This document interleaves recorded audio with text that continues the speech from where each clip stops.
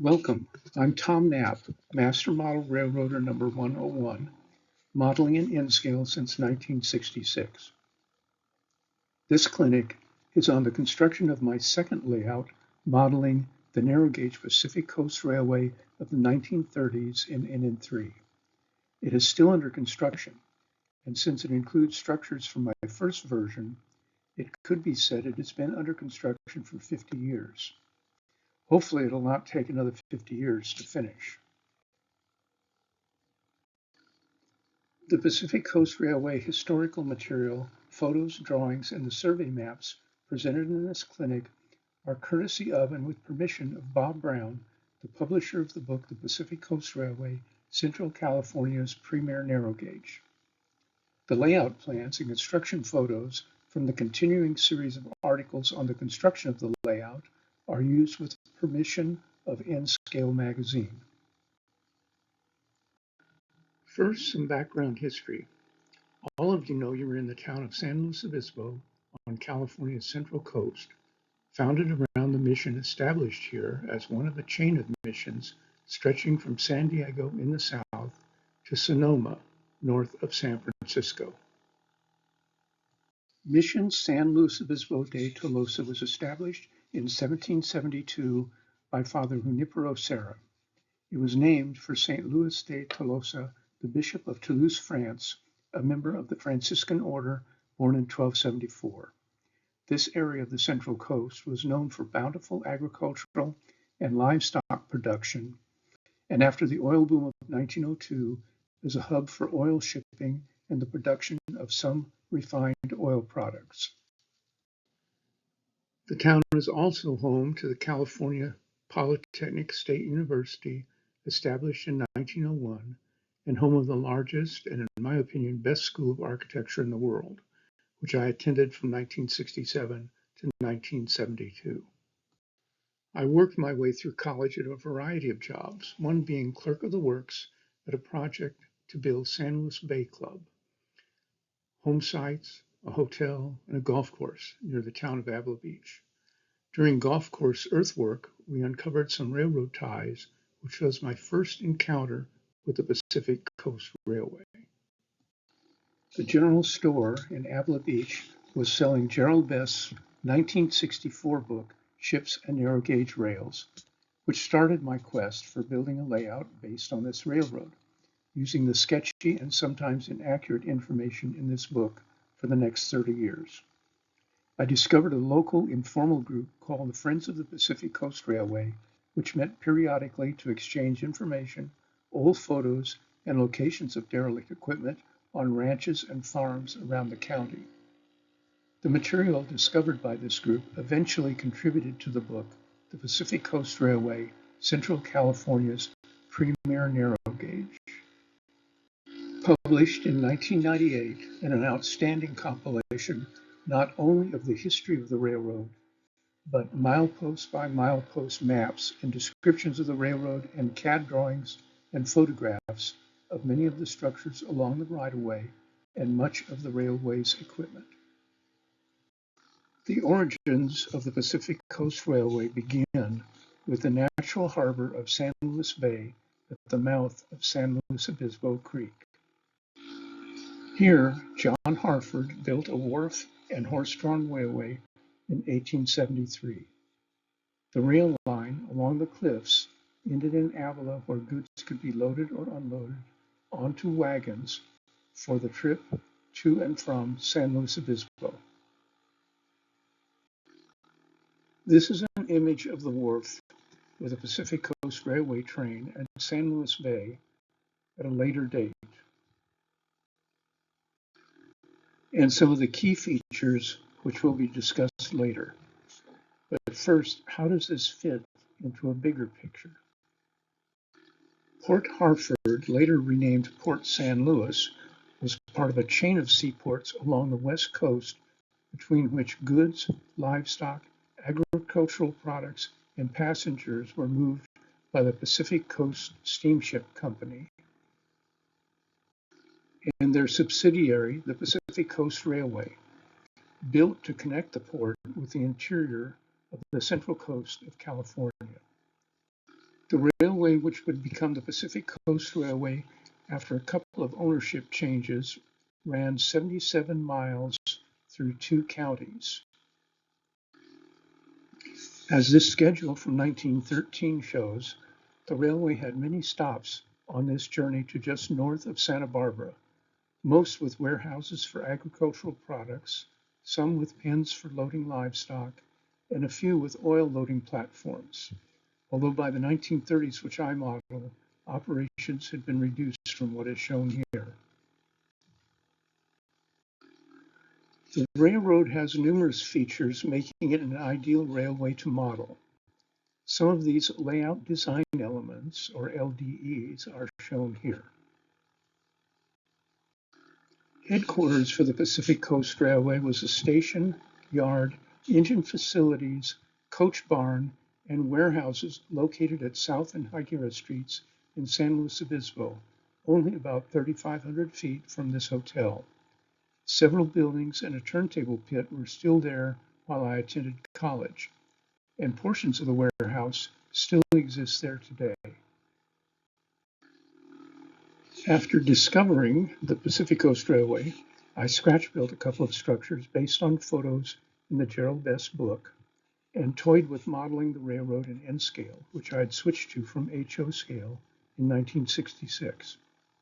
I considered scratch-building an NM3 locomotive but lacked the skills. Then in 1972, Markland introduced 1:220 Z scale operating on 6.5 millimeter gauge track, which was immediately seized upon by N-scale modelers as a way to model narrow gauge and N-scale, and I started to dream of a layout based on the Pacific Coast Railway.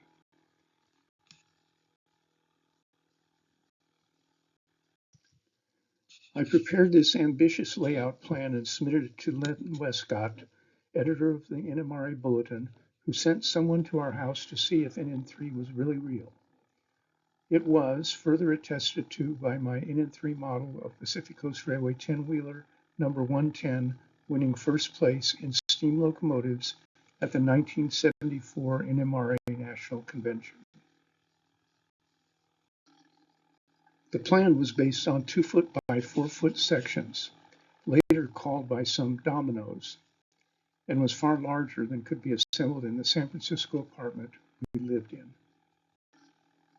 This was as far as I got on that original plan, and as large as would fit in a spare bedroom. But the sectional construction allowed me to transport it to a couple of conventions. This layout existed through a couple of moves as well. Then I took a job which involved a multi-year overseas assignment, and the layout was dismantled. I salvaged the structures and some of the hand-laid Code 40 track. Later, I re-engaged with model railroading, built some N-track modules, and became involved in the modular NN3 group. I also built the NN3 Stovepipe Wells portable layout, featured in Model Railroader and a couple of other magazines, which was taken to train shows as far away as Salt Lake City.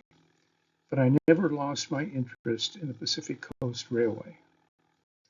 As mentioned earlier, in 1998, Kurt Johnson, who was a fellow architect and graduate of Cal Poly and a member of the Friends of the Pacific Coast Railway, published his book, The Pacific Coast Railway, Central California's Premier Narrow Gauge, which provided hundreds of photos and detailed drawings and maps of the Pacific Coast Railway. Kurt kindly gave me this CAD plan of the San Luis Obispo facilities based on the Sanborn survey. This revealed the entire facility could be modeled in N scale without any compression. With a couple of tweaks, it could also tie into the NorCal NN3 modular layout. I won't go into the details of construction, as this has been covered not only in the modeling press, but also in clinics at the 2014 and 2024 PCR conventions. This is available online at the address shown on the screen.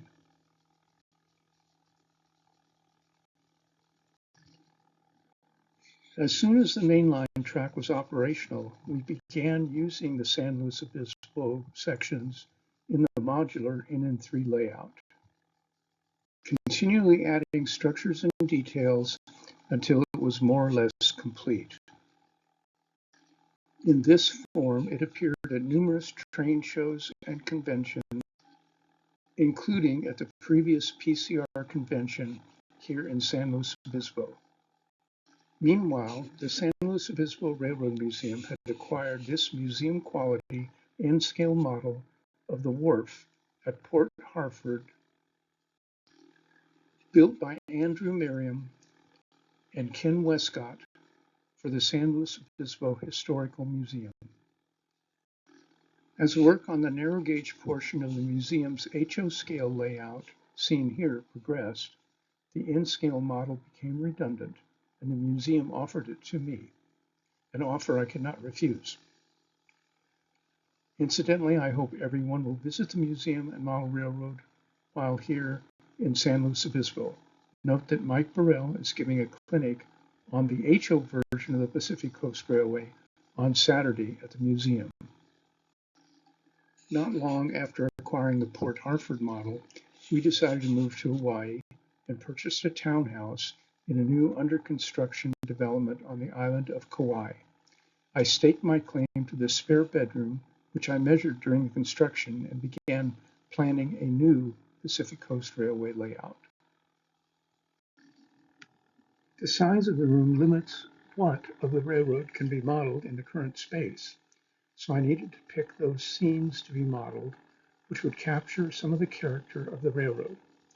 In addition to sections I was shipping to Hawaii, I already knew some key LDEs I wanted to include, such as the shoreside yard at Port San Luis, Bridge number 5 at Avila, and Hadley Junction, where the narrow gauge and standard gauge cross, as shown in this 2013 schedule.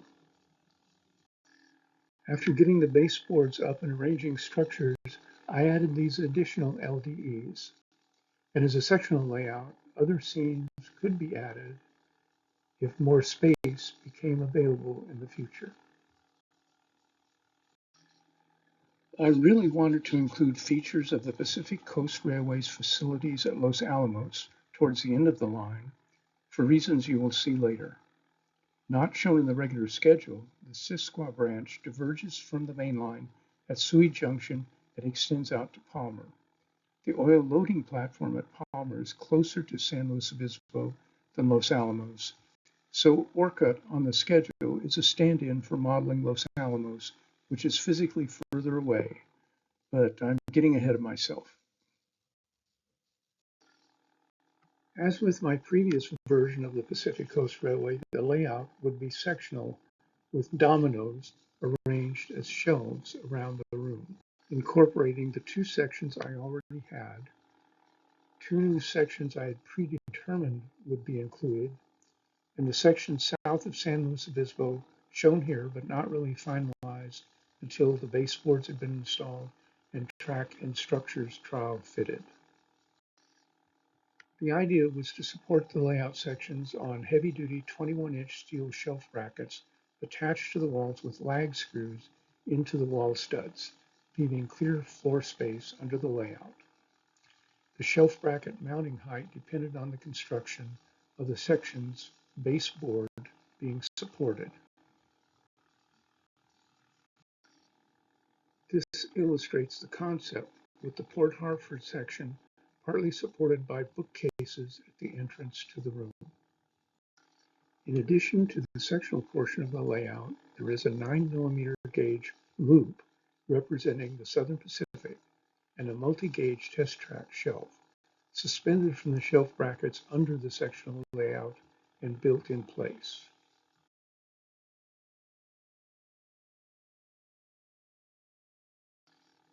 This is the final design of the current configuration of the layout in its current location. The baseboards, trackwork, electrical, and controls are complete. Scenery and structures are progressing clockwise around the room and are about 75 to 80% complete, if that sort of thing is ever complete. But you'll see the current state of affairs in later slides. Also, while still in San Francisco, I had backdrops I had created in Adobe Photoshop printed by Office Depot on a poster material. I have subsequently had one section reprinted here in Kauai. Unfortunately, they did not get a very good color match, so I'm going to have it reprinted here on the mainland. As the day of the move to Hawaii approached, San Luis Obispo sections and Port Hartford were crated up for shipment to Hawaii. This included boxing up a few smaller scenes I had created for incorporating into the layout. Here are the sections of the layout as delivered to the new train room in Hawaii. Note the blue tape at the mainline track height.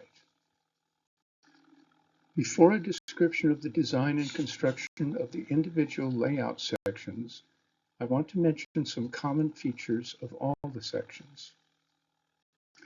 With the exception of Port Hartford, all the sections of the layout are of what I call ultralight construction, which I first described in a Railroad Model Craftsman article. The baseboard for each section is 1.5 inches thick and weighs about 5 pounds bare. Note that I include a wiring diagram on the bottom for more complex sections. Terrain is built up using styrofoam, generally leftover beadboard packing material, covered with thin layers of celluclay and tinted spackle, then finished with landscape materials. Most structures are held onto baseboards with screws up from below, facilitating scenery installation and allowing for future removal. The initial concept of L-girders attached to the metal shelf brackets seen on the left was tested and found unnecessary for creating a continuous shelf around the room, and simple 1x2 poplar stringers seen on the right were used instead. The train room is a repurposed bedroom with a pair of switched outlets which are used for the workbench, layout, and layout lighting power. Layout section wiring is inspired by N-track practices. There is a 12-volt bus as well as mainline bus with plugs and sockets between each section. Narrow gauge power and controls could be cut into these circuits by means of Y connectors at any of these locations, but I'm using an automated balloon return loop, so the throttle connections run back to the loop controller. Sections or groups of sections can be isolated as blocks by disconnecting the mainline bus. Throttle connection panels for both DCC and DC throttles are located at different locations around the layout, with separate panels for narrow gauge and a panel for the standard gauge and test tracks, which are electrically separate from the narrow gauge. Track and turnouts are a mixture of products and techniques, with later built sections using more commercially ready-made products, which, when weathered and ballasted, proved to be visually acceptable while generally more reliable operationally. Track runs right to the edge of each section, anchored at that point with PC board ties.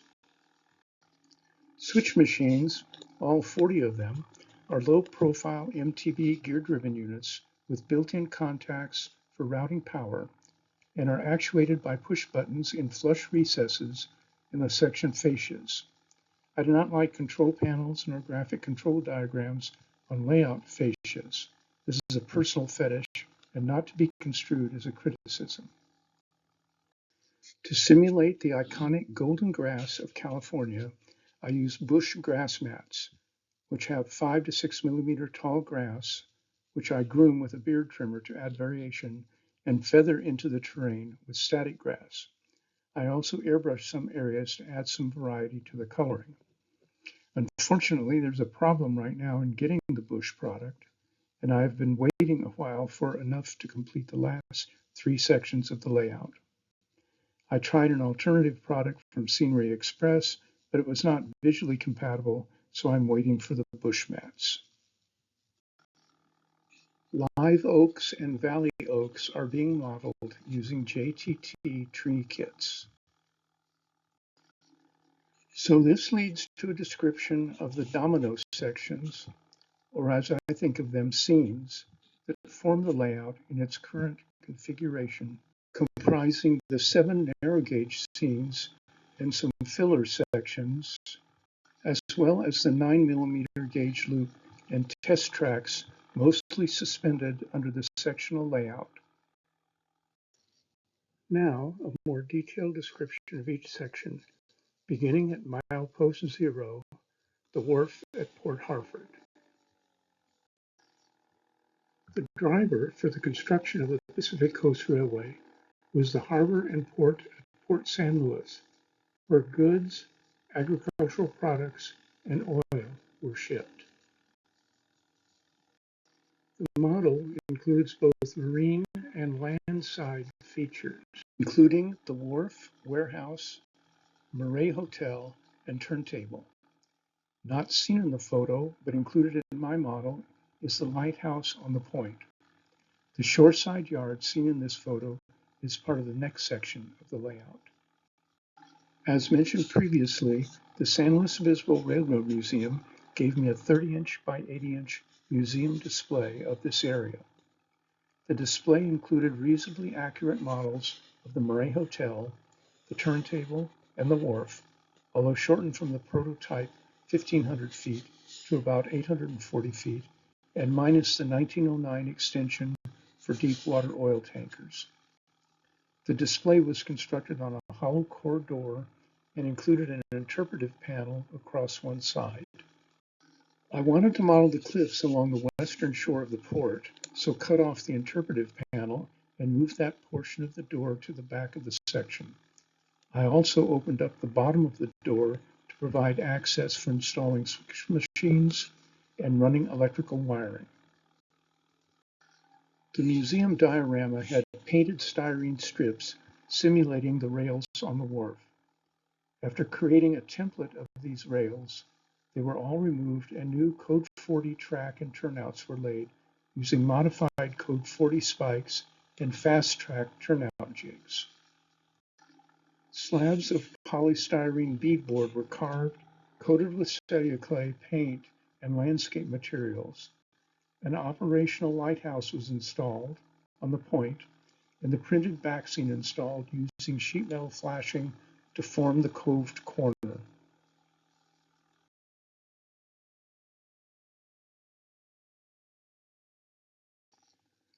It was 1¼ miles from the foot of the wharf to bridge number 5 at the mouth of San Luis Creek, of which the yard was 485 feet long. I reduced the yard to 360 feet and deleted the rest of the run along the base of the cliffs. The track was laid on thin plywood, then attached to the baseboard on 1x1 risers, then the styrofoam terrain added, matching the profile to the adjacent hills on the Port Harford section. Bridge number 5 is removable. Oil storage tanks simulating those on the hill above the port were constructed of PVC pipe wrapped in printed photo paper. And with riprap installed, this section awaits the return of the Pacific Ocean surf, yet to be replicated. I guess this is truly the plywood Pacific.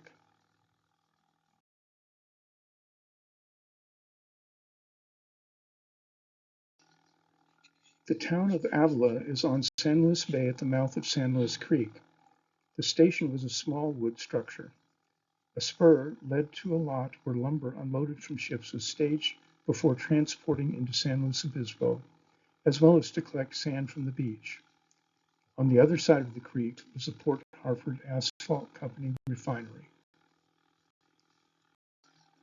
The fishing village at the mouth of San Luis Creek was founded by Inocenta Avila and one of her and Miguel Avila's sons, Juan, around 1874. The iconic Avila Grocery on Front Street still exists and was where I bought my first copy of Gerald Best's book. The village extended up the slope of the adjacent hill.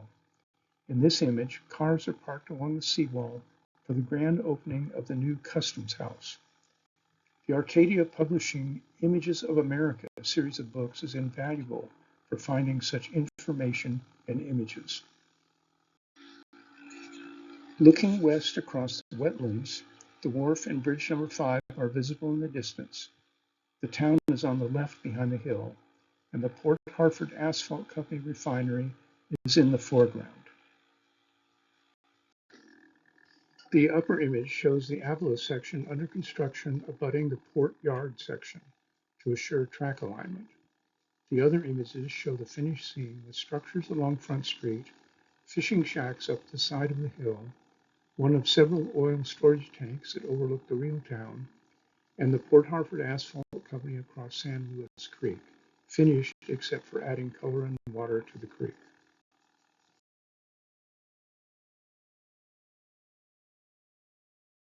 It was 10 miles from bridge number 5 to the south end of the yard in San Luis Obispo. In the current layout configuration, this 10 miles is condensed into 10 inches, originally on a small wedge-shaped infill section concealed under a black foam core cover. The initial concept was to wrap the backdrop around to act as a scene separator, implying the distance to Avila. This proved to be unsatisfying, so hills were added to the wedge, creating a pass to the Avila section. The tunnel top that created a mouse hole between the 10-mile filler and San Luis Obispo was held in place with magnets, but even that has now been abandoned.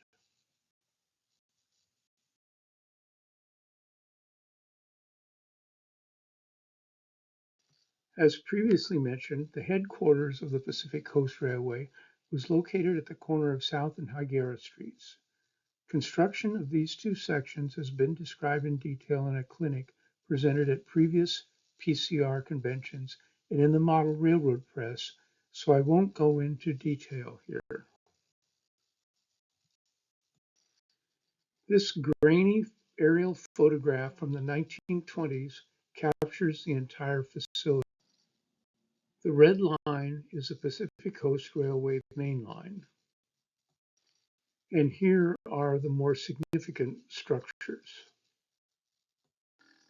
This is an overview of the two sections making up the San Luis Obispo facilities, about 80% complete, with only the junking it up phase and some building plots along Higuera Street remaining.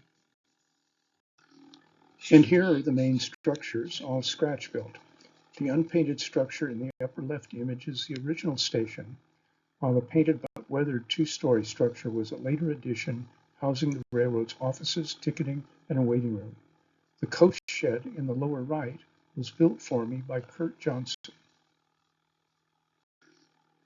Some filler sections fitting the San Luis Obispo sections to the room were created and are still to be populated and detailed. The sections at the right will eventually include structures and scenery screening the emergence of the SP main line, which slices right through the town of San Luis Obispo. Between the Pacific Coast Railway facilities at South and Higuera and heading south, the Pacific Coast Railway had a spur off to the Southern Pacific Station and a transfer loading dock. As interesting as this is, I decided I did not have enough room to model that in my current train room. And here is where the layout sections enter the realm of proto-freelance modeling. The following sections capture specific features and some track arrangements of the locations modeled, but are loose interpretations. Their completion has been delayed by the unexpected unavailability for the past few months of the bush grass mats used to simulate the ubiquitous waist-high California grass. I have backordered several from multiple domestic sources and I'm sure they will be getting new stock soon. I tried an alternative product from Scenery Express, but I'm not satisfied with it, so work has slowed on these sections.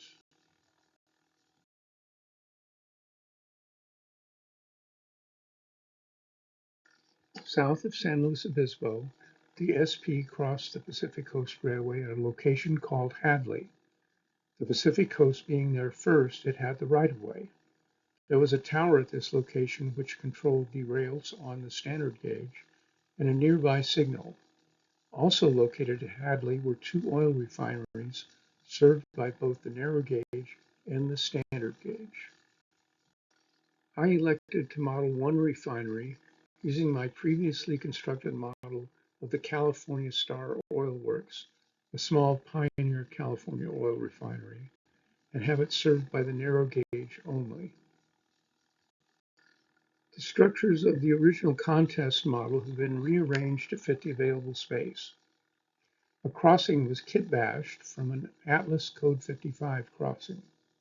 A showcase miniature signal equipped with three-color LED was constructed on a breakaway magnetic base. The crossing is protected by a switch in the layout fascia, which can select either standard gauge or narrow gauge or off, with the signal indicating the selection.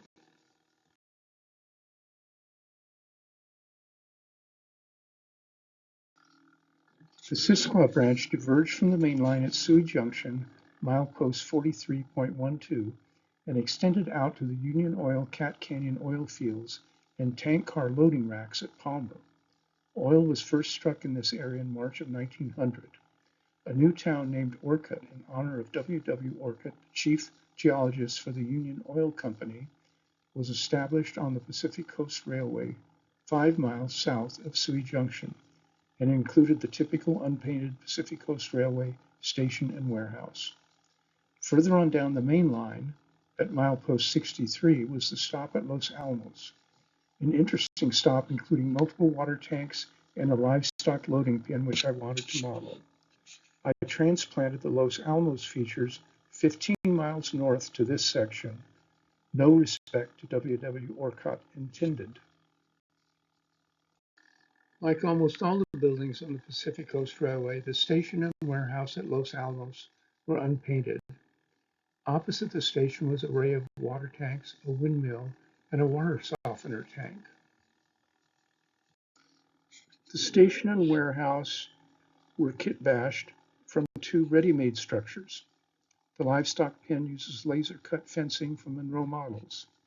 Opposite the station are the windmill, Pacific Coast Railway water tank, the Ingersoll Rand water softener tank, and another water tank. Pump houses will be added later. All the structures are on thin plywood bases held to the baseboard with screws. Final terrain will bring adjacent grade up to the level of the plywood. The hillside behind the water tanks conceals the SP mainline, accessible from the front through a drop-down in the fascia.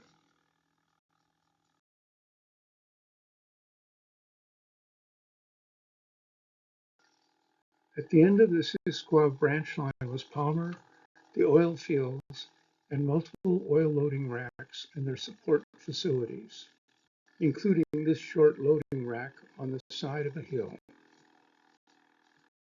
Oil storage tanks, still to be painted and weathered, were modeled using PVC pipe. The short loading rack was made from surplus laser cut and 3D printed Star Oil Works parts. The wedge shape of this section was necessitated by the need to have access to the closet where the return loops are located. Hopefully, when landscape materials, including some oak trees, are installed, the mouse hole will be less obvious. A portion of this section is a lift-off to access the concealed Southern Pacific down mainline.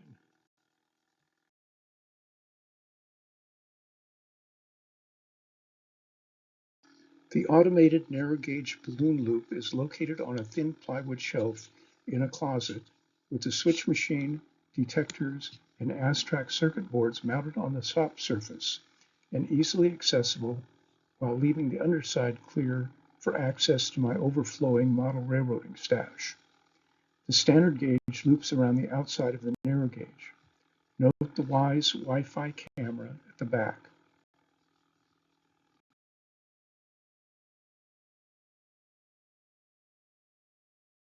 The standard gauge loop is 48 feet long, 44 of this concealed, either under the sectional layout, suspended from the stringers and shelf brackets, or in the 8-foot long tunnel incorporated into the Los Alamos and Palmer sections.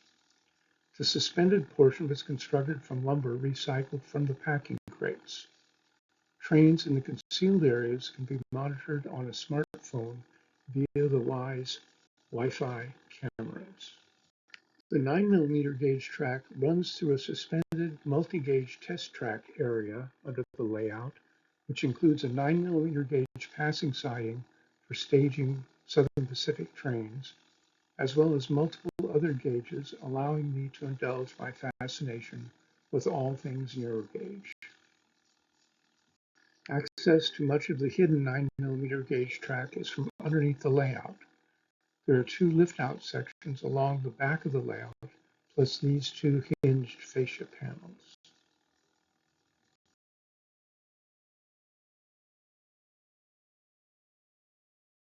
In addition to the buildings, the Kurt Johnson book includes excellent CAD drawings of the locomotives and rolling stock. In the 1930s that I modeled, the Pacific Coast steam roster consisted of 5 consolidations and 2 10-wheelers. Even after 50 years of NN3, I do not feel I have the skills to completely scratch build NN3 locomotives, so rely on converting available Z-scale locomotives, such as these by Markland, Kinshodo, Rokohan, and American Z lines. There have been many commercially available white metal conversion kits over the years, this one for Southern Pacific number 9, which can be modified for modeling Pacific Coast numbers 110 and 111. With the advances in affordable 3D printing, I was able to accurately model the consolidations and obtain brass lost wax castings, allowing me to complete the locomotive roster. I also modeled the Pacific Coast Railway's Plymouth and Model T rail truck. The Microcranes line produces an excellent line of NN3 freight cars, except for tank cars. None are accurate models of Pacific Coast prototypes. So using Kurt's drawings for reference, each of the documented series of freight cars were modeled using 3D printed resin with Microtrains line couplers and trucks and Fox Valley metal wheel sets. The exception are the flat cars.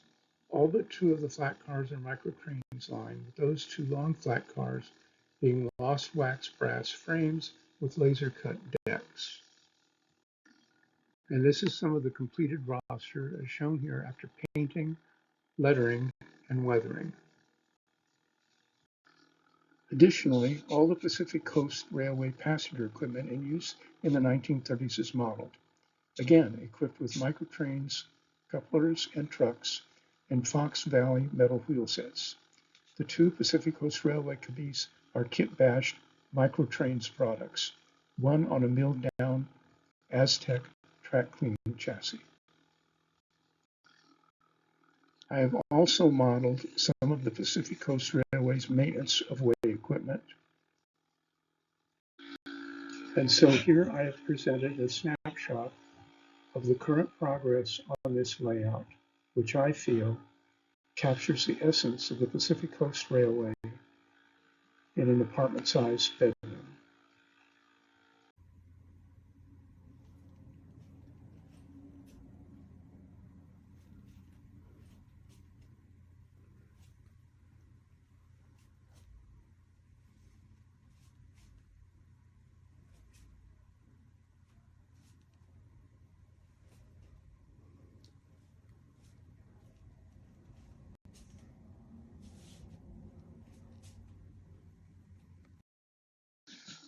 This layout's design and construction has been documented in 24 installments so far in my column in N-Scale magazine beginning in March 2019.